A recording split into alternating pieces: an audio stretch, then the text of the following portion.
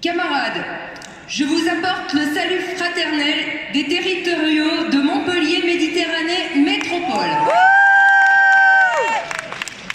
Cher Yves, ton rapport moral nous a réchauffé le cœur. En ce sens, notre syndicat votera favorablement lors de ce congrès. En premier lieu, je voulais profiter du temps qui m'est accordé à cette tribune, 5 minutes, j'ai bien compris, pour remercier mes camarades. Tout d'abord, pour la confiance qu'ils m'ont témoignée en me proposant de porter ce mandat. Puis, pour leur capacité à faire de notre engagement syndical une merveilleuse aventure humaine, et ce, dans un contexte qui en aurait fait fuir plus d'un. Notre attachement à défendre les valeurs d'un syndicalisme honnête, indépendant, solidaire et revendicatif sont indissociables de l'esprit militant dont vous faites preuve et qui devrait animer chacun d'entre nous. Qui devrait, mes camarades? Qui devrait? Ces derniers mois, j'ai été, a priori comme beaucoup d'entre vous, tout d'abord choquée, puis attristé, enfin écœuré de l'attitude de certains de nos confédéraux que je n'appellerai plus volontairement camarades. Comment est-il possible pour un syndicaliste militant et investi de bafouer l'indispensable honnêteté qui lui appartient d'avoir envers ses mandataires dans son rôle, dans son comportement et dans ses relations?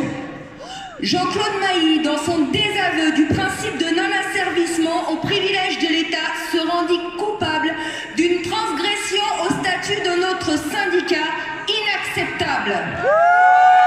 Une situation d'autant plus inacceptable que malgré la colère de plus en plus pressante de la base, il fallut attendre pas moins de 2 ans pour voir la fin de l'ère des copineries avec le clan Macron. Comment est-il possible que des affaires internes à notre grande famille force ouvrière, affaires internes, il faut bien le dire, très gênantes pour un nouveau secrétaire général, peut-être un peu trop revendicatif pour certains, mais excusez-moi camarades, je m'égare. Donc, comment est-il possible que ces affaires internes puissent être dévoilées au public par on ne sait quels moyens abjects? Bien entendu, comme beaucoup d'entre vous, à ce moment-là, j'étais plus préoccupée par les élections professionnelles que par les déboires d'une confédération en déroute. Enfin, vous l'aurez compris, toutes ces affaires m'ont laissé un goût amer qui s'exprime en ces lieux. Mais revenons au présent et tournons-nous vers l'avenir. Cela ne vous aura a priori pas échappé, mais notre société connaît aujourd'hui un tournant historique. Et ce congrès, d'ailleurs, en est le témoin. Le mépris du gouvernement pour le dialogue social, la multiplication des réformes et leur passage en force de manière quasi systématique, les cachotteries, les tromperies, les mensonges, les magouilles, les affaires louches, les détournements d'argent et les casseroles de nos politiques et j'en passe d'autres et des pires. Puis, comme si tout ceci ne suffisait pas à conduire notre pays vers un climat insurrectionnel, nous assistons aujourd'hui à l'acharnement de certains médias.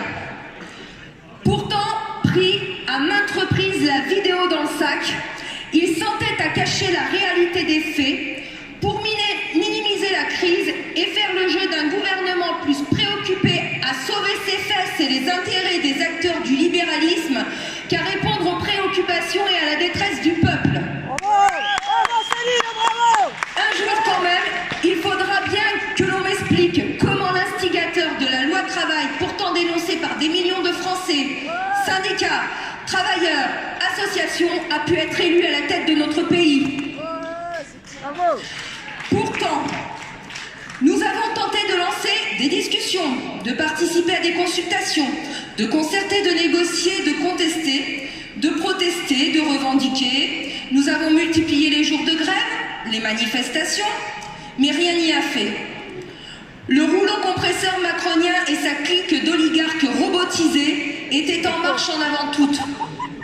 Alors oui, je regrette comme beaucoup d'entre vous que notre contestation n'ait pas eu l'écho qui colore aujourd'hui la France en jaune. Mais quoi qu'il en soit, je peux vous dire que le samedi 17 novembre 2018 restera pour moi un jour empreint d'une émotion particulière.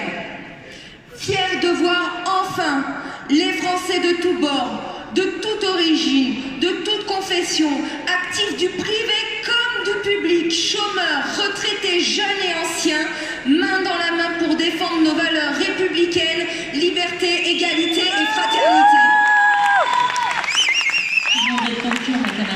Innovation contestataire de l'ère numérique, les Gilets jaunes ne revendiquent ni ne souhaitent quelconque appartenance syndicale ou politique. Grand bien leur face, et ce n'est pas à force ouvrière qu'on pourrait leur reprocher leur volonté d'indépendance. Alors, s'il n'est pas question de s'allier au mouvement des Gilets jaunes, comment ne pas adhérer à leur cause? Davantage de dialogue et de démocratie, une retraite et un salaire décent, des politiques qui chercheraient déjà à être respectables avant d'imposer leur respect, des méthodes de production et de consommation adaptées à notre environnement, une juste répartition des charges et un service public local de qualité. Ces revendications sont universelles dans la lutte contre la précarisation de notre société, précarisation économique, environnementale et intellectuelle. Dans son préambule, les statuts de la Confédération Générale du Travail Force Ouvrière. Ma camarade. Oui, je vais conclure. Merci. Les syndicats Force Ouvrière reconnaissent au mouvement syndical le droit, lequel peut devenir un devoir, mes camarades, de réaliser des rapprochements ou des collaborations en vue d'une action déterminée lorsque la situation l'exige expressément.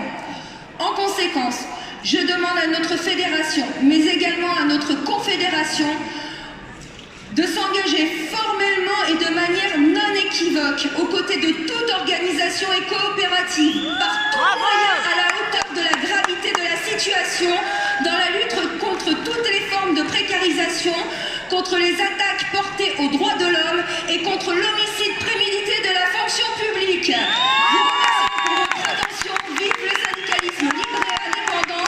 Vive le syndicalisme revendicatif et combatif.